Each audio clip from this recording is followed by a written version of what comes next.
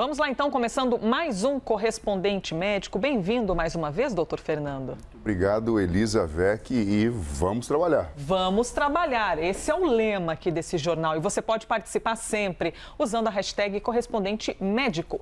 Nosso primeiro tema de hoje é um estudo do Hospital das Clínicas da Universidade de São Paulo com mulheres que estão amamentando e que tomaram o imunizante Coronavac. Esse estudo indicou a presença, veja só, de anticorpos para a Covid-19 no leite materno até 4 meses depois da vacinação. A pesquisa contou com 20 voluntárias com uma idade média de 35 anos que foram vacinadas entre janeiro e fevereiro deste ano. Temos aqui, inclusive, algumas informações para vocês. O pico da produção de anticorpos foi detectado na segunda semana após a aplicação da primeira dose e na quinta e sexta semana após a aplicação da segunda dose do imunizante. No fim do estudo, então, 50% das mães ainda tinham uma presença elevada de anticorpos, mesmo 4 meses após receber a vacina do Butantan. Doutor Fernando Gomes, mais um avanço nas informações, hein? Olha que coisa bonita. É um dado super bacana da gente estar conversando aqui e mostrando, na verdade, que a natureza ela rema a nosso favor, né?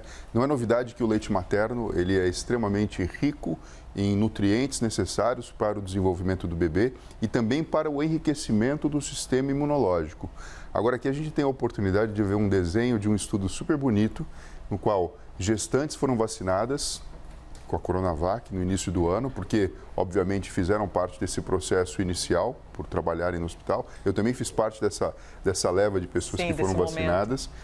E mesmo depois da passagem do período da vacinação, foi detectado no leite materno a presença de anticorpos. Lembrando que os anticorpos que existem em fluidos corporais, como, por exemplo, na lágrima, na saliva, em elementos do próprio trato digestivo e também no leite, é o IgA. Então a gente tem o IgM, que é aquele produzido inicialmente quando a gente tem contato com um novo agressor. O IgG, que acaba representando aquela memória, aquela cicatriz de anticorpo que fica no sangue, na verdade conferindo a proteção do ponto de vista humoral para as pessoas. E o IgA, aquele que é passado através do leite. Então tem uma notícia super bacana de dar, né? Que vem junto com o lance de maternidade, de bebê, de desenvolvimento. É uma notícia com esperança e a gente fica bastante feliz. Doutor, a gestante que acabou de ter o seu neném está amamentando e de repente pegou Covid-19. Existe um risco? Ela de repente tem de parar de amamentar? Como é que fica esse processo para a gestante infectada? Se o quadro gestante clínico, não, né? Já que tenha tido seu bebê. Sim, junto com o seu bebê com lactente, né? Se na verdade a manifestação clínica é leve, os cuidados universais para se evitar a transmissão, eles são sempre tomados. Mas sempre existe a orientação de priorizar o aleitamento materno. A gente sabe que a quantidade de nutrientes e de elementos que são importantíssimos para a manutenção da saúde do bebê são fundamentais. Agora, é lógico, se a evolução acaba indo para o lado de uma manifestação moderada ou grave, com falta de ar e outras coisas, aí, na verdade, o próprio corpo da mãe vai drenar toda a sua energia para, na verdade, manter a sua vida. E a história é outra e a gente tem tecnologia para isso. Aqui eu estou falando da parte da nutrição, da alimentação assistida, suplementar, para que esse bebê possa sofrer menos impacto do que o que poderia acontecer se a mãe estivesse doente amamentando. A cantora Marília Mendonça fez um post no Twitter falando sobre uma questão dela que é bastante interessante da gente trazer aqui e poder repercutir com o doutor Fernando. Ela contou que tem uma dificuldade por causa de déficit de atenção. Vejam aí o post, olha só o que ela disse. Para quem tem déficit de atenção como eu, piora tudo. Os números começam a embaralhar e parece que estão dançando na minha frente e fazendo ela cita ali um bunda lelê, mas aí palavras de Marília Mendonça, né, gente? A dancinha que os números fazem na frente dela. Ela acrescentou que chega a tomar medicação, mas que não vê melhoras quando o assunto são números. A cantora declarou que acha que tem traumas da época da escola porque não se dava bem com exatas. De acordo com a Associação Brasileira do Déficit de Atenção, o TDAH é um transtorno neurobiológico que aparece na infância e acompanha o indivíduo por toda a vida.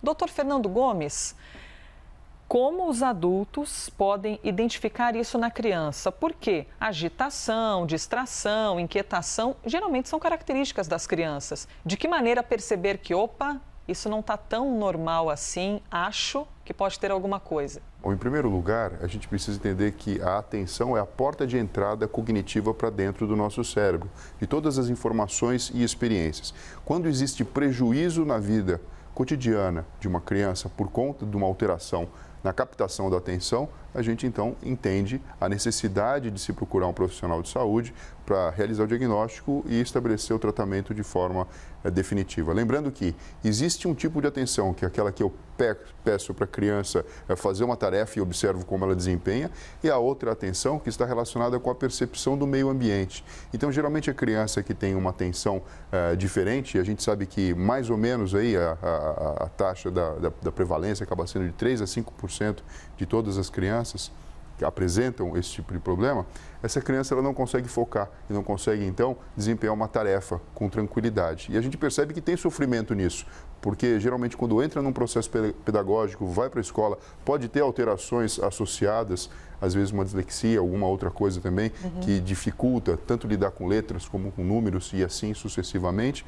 Existe um sofrimento inerente ao processo. Muitas vezes, uma tendência inicial das pessoas é o reforço negativo, então eu digo broncas, sim, censuras, e a gente sabe que isso acaba, na verdade, gerando muito mais estresse do que, de fato, ajudando aquele indivíduo, que eu diria o seguinte, não é exatamente um problema, que tem um relacionamento diferente do cérebro com o meio ambiente.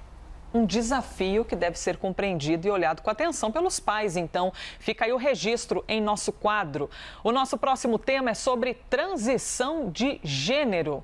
Para começar o tema, o assunto, a gente quer mostrar aqui uma foto. Vamos ver se você a conhece. Lembra dela? Nessa foto é a Ellen Page, atriz que recebeu indicação ao Globo de Ouro e ao Oscar pela atuação no filme Juno. Qual é a notícia? Ellen Page anunciou que é transgênero e, mais recentemente, publicou, inclusive, uma foto sem camisa após uma cirurgia. Aqui não é a foto sem camisa, mas já vai aparecer. Pronto, apareceu. Agora, Ellen Page se chama Elliot Page e é o ator, não mais a atriz. Outra pessoa famosa se posicionou nas redes sociais também sobre identificação de gênero. E foi ela aqui, a Demi Lovato, que disse que não se identifica nem como mulher, nem como homem. Essa não identificação de Demi Lovato significa que ela é não binária. É assim que a gente chama, não binária, quando a pessoa não se identifica nem como mulher, nem como homem.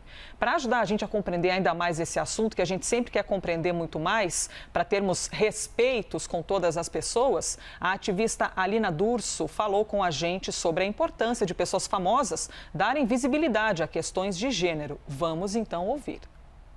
Eu sou uma travesti e por muito tempo da minha vida eu fui privada de informações sobre o que era ser uma travesti ou sobre o que era ser uma pessoa trans, e isso dificultou no meu processo de eu me entender enquanto uma travesti. Então hoje, quando você vê Demi falando para milhares de seguidores sobre a não binariedade, que infelizmente ainda é uma causa muito invisibilizada, quando você vê Elliot falando sobre a vivência de pessoas trans e ele se reconhecendo publicamente enquanto uma pessoa trans, é algo que traz muita visibilidade para a causa.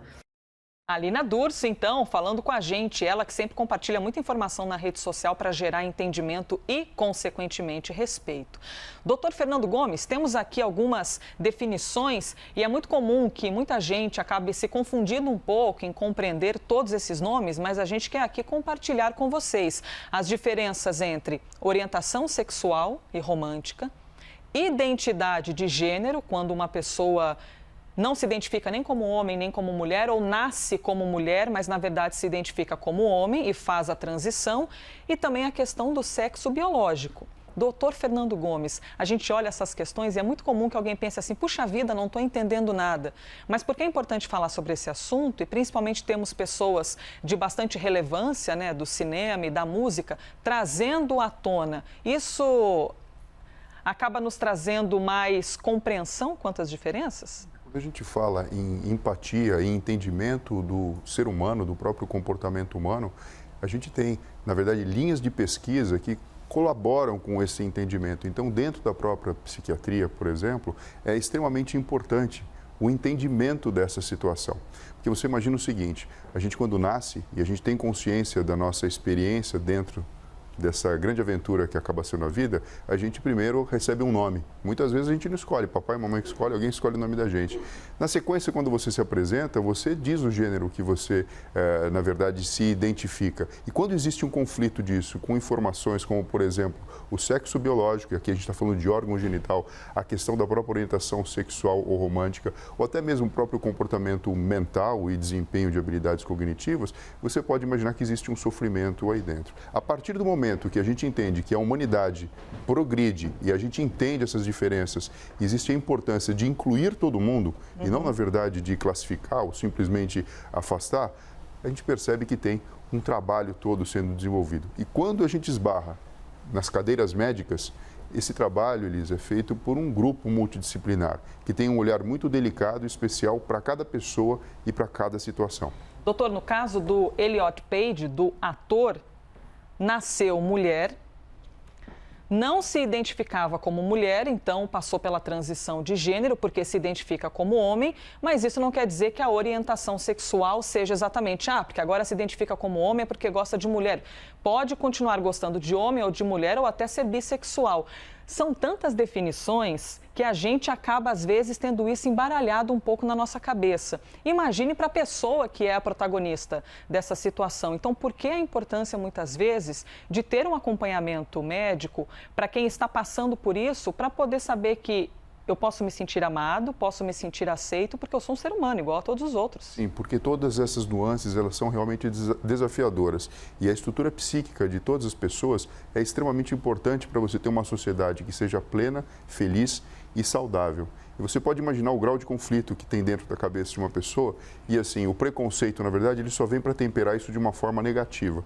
A gente entende, a gente acabou de falar, por exemplo, de criança com déficit de atenção, e a gente percebe que o reforço negativo, ele não é produtivo e não faz, na verdade, ninguém progredir ou melhorar. E o caminho ao contrário, sim, do esclarecimento, da pesquisa, do entendimento, é o que tem de mais nobre e bonito no ser humano. Então, o caminho acaba sendo esse, e a gente percebe que cada vez mais a gente vai entendendo e conseguindo perceber que as nuances existem e que cada indivíduo tem um universo dentro de si.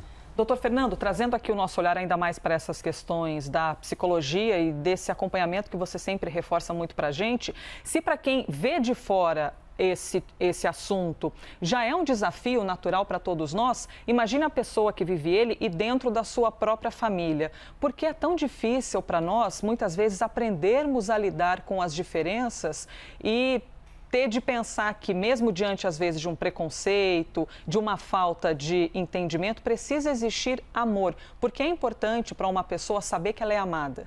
É fundamental. Quando a gente tem a validação e o acolhimento, o indivíduo ele se desenvolve com um sistema límbico. Fica mais seguro? Tem uma Fica mais seguro. O sistema límbico, a própria amígdala, que tem relação com a agressividade, tem até relação com a própria sexualidade, trabalha de uma forma mais harmônica. O indivíduo ele vai ter uma autocompreensão.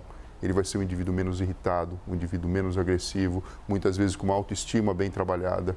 E acaba funcionando, né, como modelo para despertar outras situações de pequenos núcleos familiares que muitas vezes estão sofrendo pela falta de compreensão. Uma coisa é nítida, sim, não é, na verdade, com a brutalidade que você consegue resolver ou pelo menos amenizar situações que são desagradáveis e desafiadoras. O caminho é o amor, né? O entendimento, é a família, independente do formato, independente de como as pessoas se manifestem. Muito bom, coisa boa, hein? A gente poder trazer aqui esse assunto em nosso quadro médico e sempre aprendendo junto, conhecendo cada vez mais esses entendimentos para a gente poder ser cada vez mais amor com todas as pessoas. Doutor Fernando Gomes, obrigada por mais um dia. Obrigado a você, Elisa. Isso aqui me faz pensar o seguinte: pessoas instruídas vivem melhor. E a gente acabou falando de um tema no qual isso realmente é muito importante. Queremos viver melhor sempre, com muita saúde? Este foi mais um Correspondente Médico.